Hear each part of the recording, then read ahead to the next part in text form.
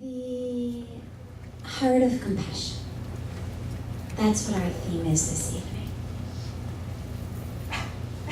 His Holiness, the Dalai Lama, said something beautiful. He said, compassion and love are not mere luxuries, but rather as the very source of both internal and external peace. They are the very source of internal and external peace. They are fundamental for the existence of our species. What is it about compassion that is so fundamental? What is it about compassion that is so crucial, that all of the religious and spiritual teachers keep telling us to cultivate compassion? Why? Why is it so important to have compassion? Well, we might look at our world and we might say, well, our world is in very bad shape. There's a lot of hunger, there's a lot of pain, there's a lot of misery. Therefore, it's important for us to have compassion so that we engage in actions that help others.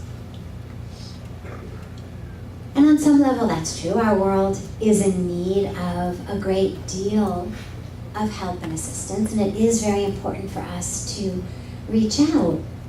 And yet, the need for compassion is much, much deeper than that. If it were just about helping others, then there'd be courses in cultivating pity. Right? I mean, pity, if I pity you, I'm going to do something for you. The guy standing on the side of the road with his hand out, you feel pity for him. It's not a bad emotion. It inspires us to reach in our wallet and get a dollar bill or some change or whatever we have and hand it to him. And yet nobody ever teaches courses in cultivating pity. And you never hear religious or spiritual leaders say you really should learn to have more pity. Why? Well, pity is vertical. Pity is me here and you here, and we are separate. I am reaching down to you to help you. Compassion is horizontal. Compassion connects us. Pity separates us. We are two. My arm is reaching out to your arm. They are separate, and I'm putting something into your open hand. Compassion says no. We are one. There is no me, there is no you, there is no my hand, there is no your hand. So compassion unites us. And compassion is just as important, if not more important, for us as for those we're helping. Compassion is not about what are we doing for others. We didn't call this night the purse strings of compassion. It's the heart of compassion. Well, whose heart? Our heart. It's not about what are you doing. It's about who is doing it. Well, if compassion and oneness and unity and connection are the very nature of who we are, or our fundamental reality, then what's happened? Why is it so hard to cultivate? Why do we need to be reminded to cultivate compassion? Well, I think there's two reasons. The first is that this particular culture, the Western culture, indoctrinates us over and over and over again that it's all about the individual. It's all about me. And it's not me with you, but rather it's me at your expense or you at my expense. There's room for only one of us in this vision. I mean, look, for example, at just driving down the street here. It's either me in that spot or it's you in that spot. And if I wait for you to let me in,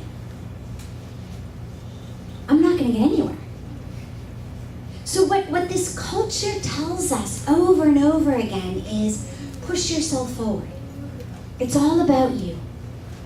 Pujya Swamiji always laughs when he sees magazines that have advertisements for assertiveness training workshops. Like, we have to pay money and go somewhere to learn how to get my needs met over your needs? That's somehow a virtue that I should look for? So this culture is one that tells us over and over again, we're separate. You versus me. And the other thing is, we've become very distracted. Go anywhere these days, and everybody's looking at their own phone, their own iPad, their own gadget of some sort that's connecting them to something else, but not the world in front of them. And we can't be connected with each other if we're not even aware that we're in the same vicinity. I was reading an article recently that there's a brand new word, true story, brand new word that has been added into the official, not only dictionary, but the actual official DSM of psychology and psychiatry. The word is nomophobia. And what it is a phobia is a fear, and nomophobia is the fear of being without a working mobile phone. I kid you not, this is not a joke, this is true. It's not only a legitimate word, it's actually a legitimate illness. We have become, and it's two ways it can happen. Either your phone is not in your hands, or, oh my God, the battery's out. And we're actually going to start diagnosing people with nomophobia. So we've gotten to a situation where in our culture, it's perfectly legitimate to be afraid of not having a working mobile. But nobody's talking about being afraid of losing the moment at hand, of losing the connection of those I'm with, of losing what I was put here on earth to do, or to be, or to feel. So the very first piece of cultivating compassion is slow down. It doesn't mean achieve less. It doesn't mean accomplish less. But it means accomplish it and achieve it in this moment, right here where you are, with those with whom you are. This is your moment, this is your place to achieve, accomplish, attain whatever you are supposed to achieve, accomplish, attain in this moment. And let the fear be the fear of not being in the moment, rather than the fear of having a non-functional device.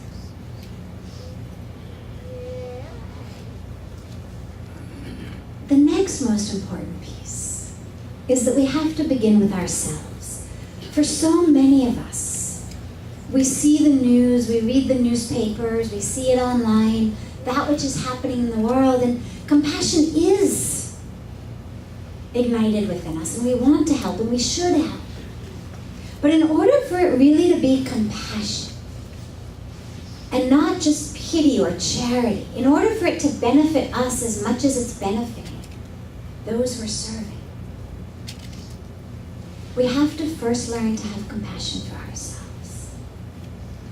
And tragically, it's actually much easier to have compassion for others than for ourselves.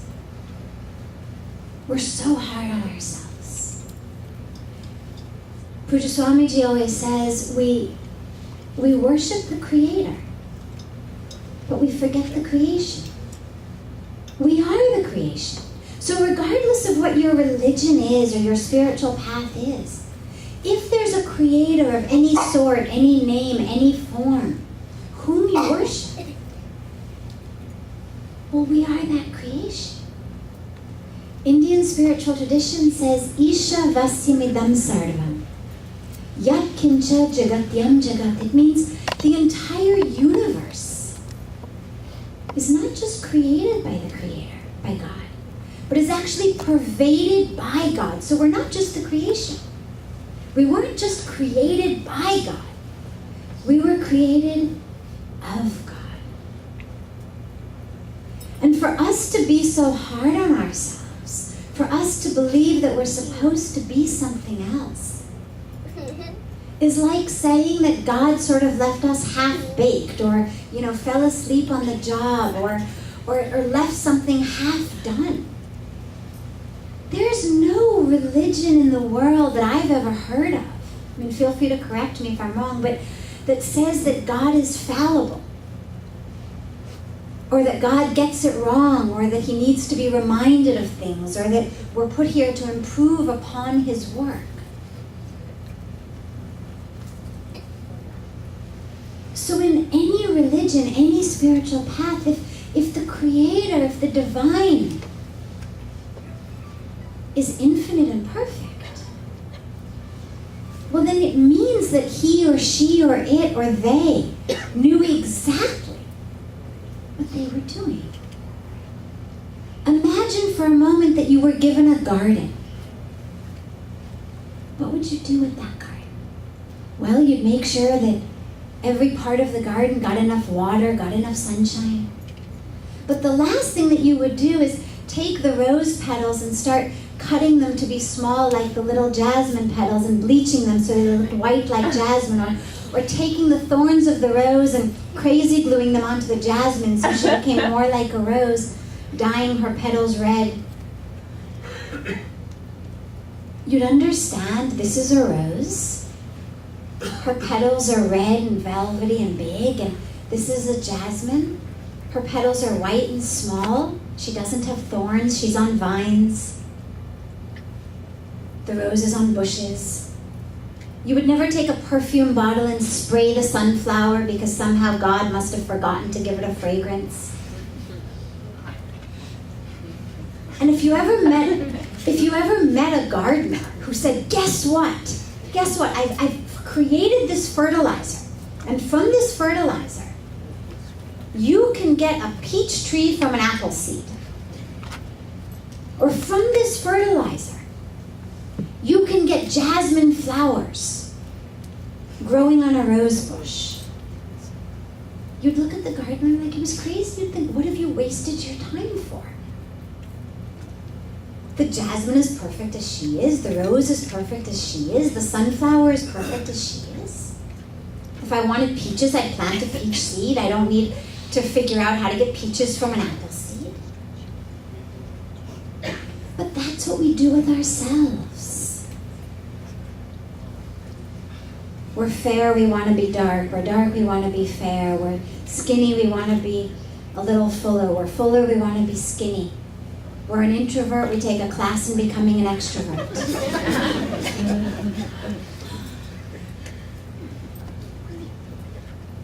But that same Creator that got the rose and the jasmine and the sunflower and the gardenia right also got us right.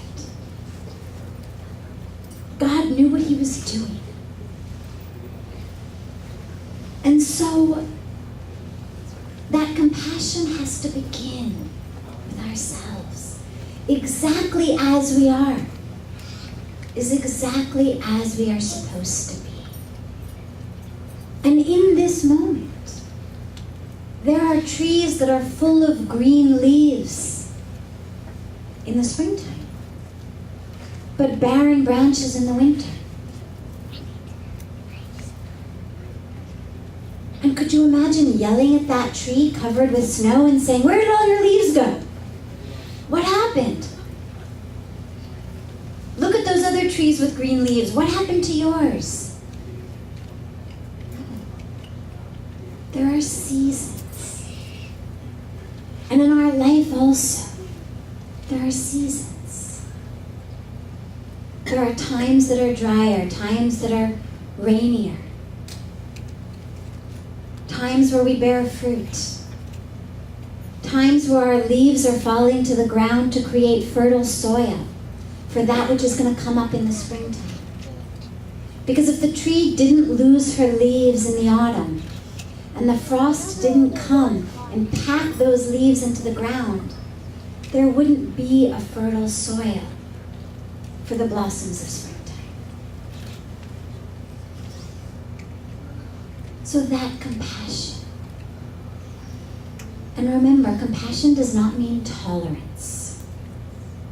It's not enough to tolerate ourselves. We don't tolerate a rose bush or tolerate a jasmine vine. It's love. It's acceptance. It's compassion. And then that spreads into the rest of the world. There's a wonderful story that I love of 3 men who are stranded in a boat in the middle of the ocean.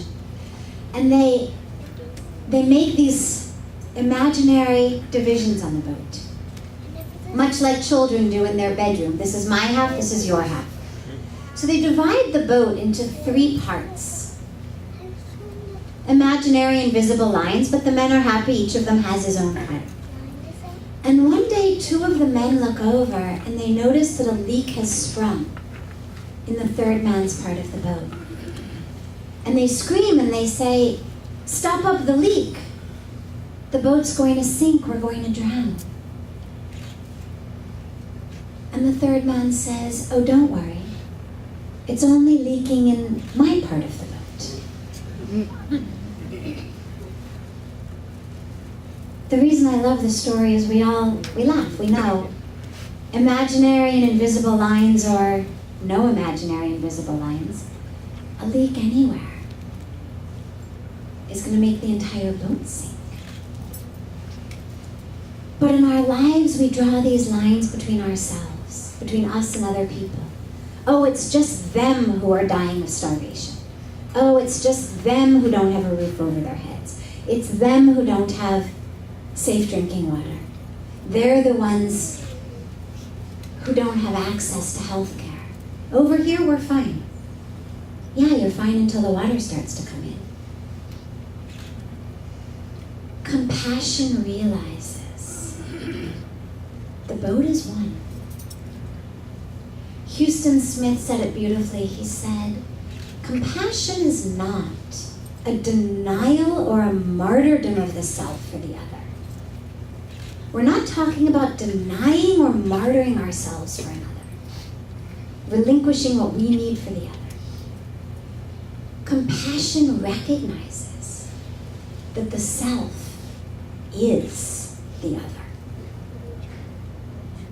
And that's where compassion comes in. And when that happens, then it's not about me serving you. Then it's about we are one. Your hunger is my hunger. Your pain is my pain. And then the beautiful part of that is, that's where the spiritual experience of compassion comes in. When the spiritual leaders and masters urge us to cultivate compassion, it's not just thou shalt serve the needy. It's thou shalt recognize that you are one with them. And when that happens, that's when the spiritual experience starts. And then our lives and every minute and every moment becomes our spiritual practice, becomes our meditation, becomes our yoga. Otherwise, how many of us have found ourselves in a car stuck in traffic on the way to a yoga class or to a meditation class or to the temple or to the church, and we're late and there's traffic, or we're stuck in a line at the toll booth or at the grocery store, and we're furious. We're going to be late. We're going to be late for our meditation class or for our yoga class. We're prepared to run people over, honk our horns, swear at them, curse the checkout clerk who's taking too long, curse the cars in front of us at the toll booth. I've got to get there to practice loving kindness. I've got my loving kindness meditation, get out of my way.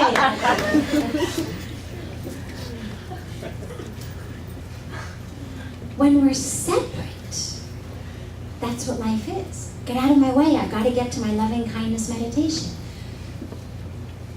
But when we're one, then sitting in that line, sitting in that traffic, waiting at the grocery store, that becomes my loving kindness meditation. That becomes my yoga class for the day. I'm able to have that experience of union that yoga is with all of these people in front of me in line, with the person who's taking too long to get through them, with the guy who just cut me off, with all of these people who have made me late or inconvenienced me somehow. So then our entire lives become yoga, become meditation, become prayer. Otherwise, we're going to our temple or our church where God tells us, I live in everyone.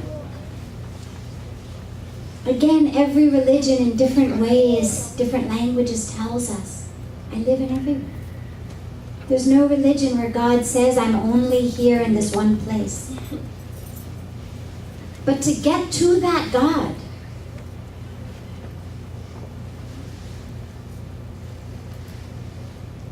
we can't run over His creation. So when we start really cultivating it in our lives, the beautiful thing becomes, yes, of course, we still do everything we can to get to the temple, to get to church, to get to our yoga classes, to go to our meditation. But the hours in between, the journey on the way, the journey after, also becomes our prayer, our meditation, our yoga. I remember when I was studying at Stanford, I used to go down to a wonderful, wonderful retreat center in a place called Big Sur in California called Esalen for weekend meditation retreats. And you'd spend the weekend doing these beautiful meditation workshops. At that time, typically they were led by Buddhist lamas. And so they tended to focus on expansion of love and kindness and compassion. And I'd spend Friday to Sunday steeped in that, and you really feel like, yeah, I'm there. I've got compassion for the world. And you'd leave from Esalen, and the first 45 miles of the drive back up to where Stanford is in Palo Alto is this gorgeous highway. It's one lane in each direction with the Pacific Ocean on one side and mountains on the other. But it's 45 miles of no passing. One lane each direction. And I was a student, so of course Monday morning I had exams or homework to turn in or whatever. And I'd pull out of Esalen, and I'd make that left turn heading north to go back. And as it is, it's a 3.5 hour drive. But I'd figure, no problem, I'll get back in time to get everything done for Monday morning. And I'd pull out onto the highway. And inevitably, as though it was God's joke on me, within the first 5 to 10 minutes, I'd come upon one of those huge RV trailers going 6, 7, 8 miles an hour. And suddenly, the 3.5 hours it was going to take, okay, now it's going to be 3 hours, 45 minutes, okay, 4 hours, okay, I guess I'll get there by 10 o'clock tonight. And within less than a half an hour of having left this beautiful meditation center, I was ready to strangle the guy or the woman driving this RV in front of me. And that's when we haven't really cultivated it inside. That's when it's just a class or a retreat. And so the goal is, how can I not just cultivate this wonderful feeling sitting on the Pacific Ocean, listening to a beautiful, divine, spiritual teacher talk about it, but can I hold on to it on the freeway when I leave? Can I hold on to it when I get back home? In my families, in my jobs, in my life. And when that happens, then wherever we go, whomever we touch, whatever we do, it's helping others. Because the other is the self. And just as we care for the self, intuitively and instinctively and naturally, we will care for the other. We won't have to put up a sticky note or a reminder to act compassionately or do something nice for others or do charity or do seva.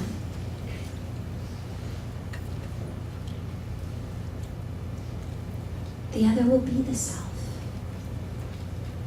And that's the gift that compassion brings to our lives.